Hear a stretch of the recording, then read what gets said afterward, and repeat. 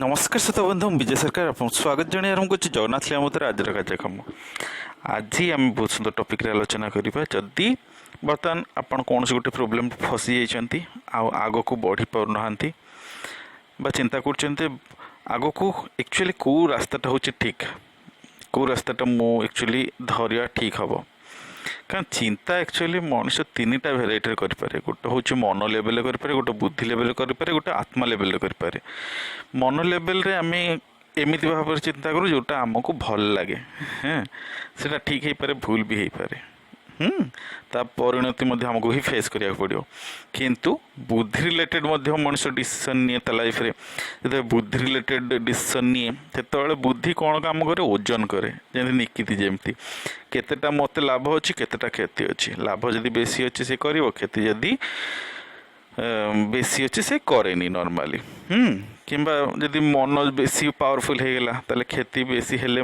से काम करने जबरदस्ती कर दी था किंतु आत्मा रिलेटेड जदि आम करवा ताहले आत्मा भी बुद्धि बाहर आत्मारू बुद्धि बाहर थाए किंतु केमिति बुद्धि बाहर आत्मारू और जो बुद्धिटा आत्मारू बाहर सेटा किंतु मन रखु विधिर विधान थाए आ विधिर विधान कई केबे एड़े पारेनी सेटा हब ही हब ताले आम आत्मा ठू केमती नॉलेज नहीं कि काम करवा से विषय चलतु आज आलोचना करवा लिखिंट ज्योति निरंजन जगत जाक बुली देखई कहते बाया गीता यहाँ ज्योति निरंजन जगत जाक बुली देखई माने से कहते एक्चुअली चारिआडे ही ब्रह्म विद्यमान जगत जाक ही विद्यमान अच्छे ब्रह्म ताकू बुली बुली देख बा बुली बुली देख आप जगत जाक बुली पारे ना गोटे जगह बसिकी आप फिल करिए मुझे आत्मा सी आउ ब्रह्म सबु जगह विद्यमान मु भी सबु जगह विद्यमान ब्रह्म सहित जो आप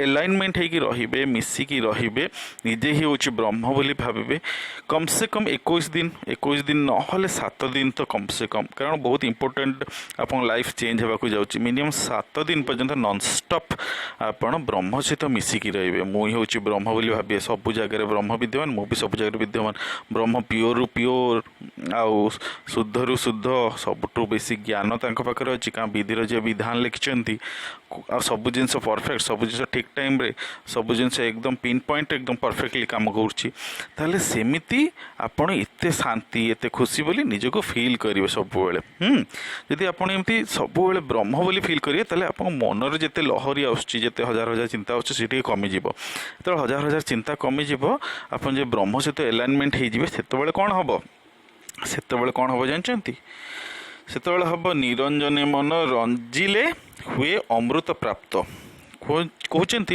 ये निरंजन रे जदि आप रंजीवे माने पूरा मर्ज हो ताले हम अमृत प्राप्त हो अमृत प्राप्त हम जदि अमृत प्राप्त है ताहले कौन हम एक्चुअली अमृतटा कौन टा एक्चुअली माने एते शांति एते डीप नॉलेज बा डीप कोर पर्यंत बा आत्मा बा परमात्मा पर्यंत आपण जदि पहुँची पारे सब बेले ताहले कौन हम अमृत रसरे रसिले जीव आत्मा तृप्त आत्मा कौन हम तृप्ति हो जीवर आत्मा तृप्ति हो मन रखु आत्मा तृप्ति पुणी कौन गोटे हूँ मनर तृप्ति गोटे हूँ बुद्धिर तृप्ति गोटे हूँ आत्मार तृप्ति मन आ गोटे हूँ बॉडीर तृप्ति आपको जब किसी खाया इच्छा किसी पिंधा इच्छा किसी माने सेंट लगे इच्छा किसी भी करने इच्छा से बॉडीर तृप्ति मनर तृप्ति भी अच्छी मन जहाँ चाहूँगी ताकू जब से देदेले सी मन तृप्ति हो जाए ठीक सेमती आत्मतृप्ति केमती हम आत्मा तो भोकिला अच्छी एपर्यंत आम केवे किसी खाया देने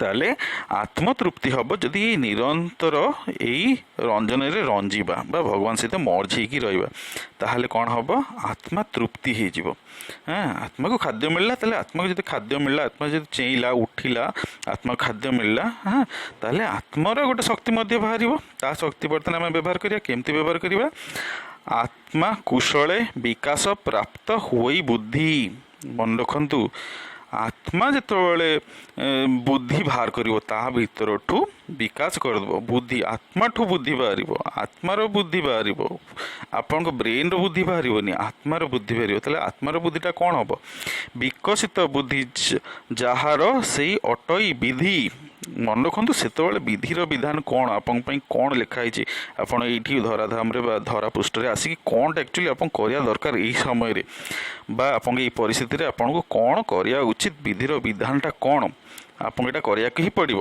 ସେତିକିବେଳେ ସେଇ ବୁଦ୍ଧିଟା ଆପଣଙ୍କ ଭିତରେ ବାହାରିବ, ବୁଝିଲେ। ସେତେବେଳେ ଯେତେ ଆତ୍ମା ଚେଇଁବ, ଆତ୍ମା ଖାଇସାରିଲା, ଆତ୍ମାର ବୁଦ୍ଧି ଆପଣଙ୍କୁ ଦେଖେଇଦେବ ସିଏ ଯେ ଆପଣଙ୍କୁ ବର୍ତ୍ତମାନ କ'ଣ ଆକ୍ଚୁଆଲି କରିବା ଉଚିତ, ବିଧିର ବିଧାନଟା କ'ଣ। ହଁ, ବିଧି ସେ ଦେଖେଇଦେବ। ବିଧି ବସେ ପୁଣି ଅଟଇ ଏଇ ସାରା ଜଗତ। ଆଚ୍ଛା, ଏ ସାରା ଜଗତଟା ବିଧି ଅନୁସାରେ ହିଁ ତ ଚାଲିଛି। ସୂର୍ଯ୍ୟଠୁ ପୃଥିବୀର ଦୂରତା ବା ପୃଥିବୀଠୁ ଚନ୍ଦ୍ରର ଦୂରତା, ଦିନ ରାତି, ମାସ ସବୁ ଏକଦମ ମ୍ୟାଥମେଟିକ୍ ଭାବରେ ଏକଦମ ପରଫେକ୍ଟ। କେଉଁ ସିଜନରେ କେଉଁ ଫଳ ହେବ, ସବୁ ପରଫେକ୍ଟ। କିଏ କେବେ ମରିବ, କିଏ କେବେ ଜନ୍ମ ହେବ, ଏଇଟା ହେଉଛି ବିଧି। ବିଧି ବସେ ପୁଣି ଅଟଇ ଏ ସାରା ଜଗତ। ବିଧିର ବସରେ ହିଁ ତ ଅଛି ଏ ସାରା ଜଗତ। ତାପରେ କ'ଣ ହେବ, ବିଧିର ବିଧାନ ଏଡ଼ିବା ଶକ୍ତିର ବହିର୍ଭୂତ। ବିଧିର ବିଧାନ ବର୍ତ୍ତମାନ ହେଇଗଲା। ସେ ଯେଉଁ ଜିନିଷଟା ଆପଣ ତାପରେ କରିବାକୁ ଆରମ୍ଭ କଲେ ସେଇଟା ଏକଦମ ପରଫେକ୍ଟ ହେବ। ବିଧିର ବିଧାନ ହେଇଗଲା ନା ସେଟା। ବିଧିର ବିଧାନ ଆପଣଙ୍କ ପାଇଁ କ'ଣ ଲେଖା ହେଇଛି ବର୍ତ୍ତମାନ ଆପଣ ଜାଣିପାରୁନାହାନ୍ତି ବୋଲି ଏତେ ଟେନସନରେ, ଏତେ ଚିନ୍ତାରେ ଅଛନ୍ତି। ସେତେବେଳେ କିନ୍ତୁ ବିଧିର ବିଧାନ ହେବ। ତାହେଲେ ସବୁଠୁ ଫାଷ୍ଟ ଆମକୁ ଆତ୍ମା ରସରେ ବା ପରମାତ୍ମା ରସରେ ଚାରିଆଡ଼େ ମର୍ଜ ହେବାକୁ ପଡ଼ିବ। ଆମକୁ ଫାଷ୍ଟ ଆତ୍ମା ବୋଲି ନିଜକୁ ଫିଲ୍ କରିକି, ପରମାତ୍ମା ବୋଲି ନିଜକୁ ଫିଲ୍ କରିକି ସବୁ ଜାଗାରେ, ସବୁ ସତ୍ତାରେ ଆମକୁ ନିଜ ସତ୍ତା ତା ସହିତ ମର୍ଜ କରିବାକୁ ପଡ଼ିବ ବା ତାଙ୍କ ସତ୍ତା ଆମ ଭିତରେ ମର୍ଜ କରିବାକୁ ପଡ଼ିବ। ମର୍ଜ କରିଦେଲେ ଆମ ଭିତରେ ଆଉ ତାଙ୍କ ଭିତରେ ଏତେ କିଛି ଡିଫରେନ୍ସ ବାହାରିବନି। ଆପଣ ମିନିମମ୍ 7 ଦିନ ପାଇଁ ଟ୍ରାଏ କରନ୍ତୁ। ମନର ଲହରୀ ବା ମନର ଚିନ୍ତା ବହୁତ କମିଯିବ। ସେତେବେଳେ ଯେଉଁ ବୁଦ୍ଧି ବାହାରିବ, ଆତ୍ମା ତୃପ୍ତି ହେବ। ଫାଷ୍ଟ ଆତ୍ମା ଯେତେବେଳେ ତୃପ୍ତି ହେବ ସେତେବେଳେ ବୁଦ୍ଧି ବାହାରିବ। ଆତ୍ମା ଶକ୍ତିରୁ ବୁଦ୍ଧି ବାହାରିବ। ସେ ବୁଦ୍ଧିଟା ବାହାରିବ କ'ଣ, ବିଧି।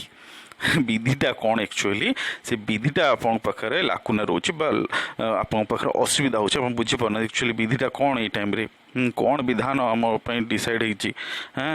ଆଉ ତାପରେ ଆପଣ ଯେତେବେଳେ ସେଇ କାମଟା କରିବେ ସେଇଟା ବିଧିର ବିଧାନ ହେଇଯିବ। ତାକୁ କେହି ବି କାଟିପାରିବେନି। ସେ ଏକଦମ ପରଫେକ୍ଟ ହେବ। ଆପଣଙ୍କ ପାଇଁ ମଧ୍ୟ ପରଫେକ୍ଟ ହେବ, ଆପଣଙ୍କ ଫ୍ୟାମିଲି ପାଇଁ ମଧ୍ୟ ପରଫେକ୍ଟ ହେବ, ଆଉ ପୃଥିବୀ ପାଇଁ ମଧ୍ୟ ପରଫେକ୍ଟ ହେବ। ଆପଣଙ୍କ ସମସ୍ତଙ୍କ ଉପକାରରେ ହିଁ ସେଇଟା ଲାଗିବ। ମୁଁ ଭାବୁଛି ଆପଣ ବୁଝିପାରିଲେ। ବହୁତ ବହୁତ ଧନ୍ୟବାଦ। ଜଗନ୍ନାଥ ଲିଙ୍ଗମ ଚ୍ୟାନେଲ୍ ଶୁଣିବା ପାଇଁ ବହୁତ ବହୁତ ଧନ୍ୟବାଦ। ଜୟ ଜଗନ୍ନାଥ।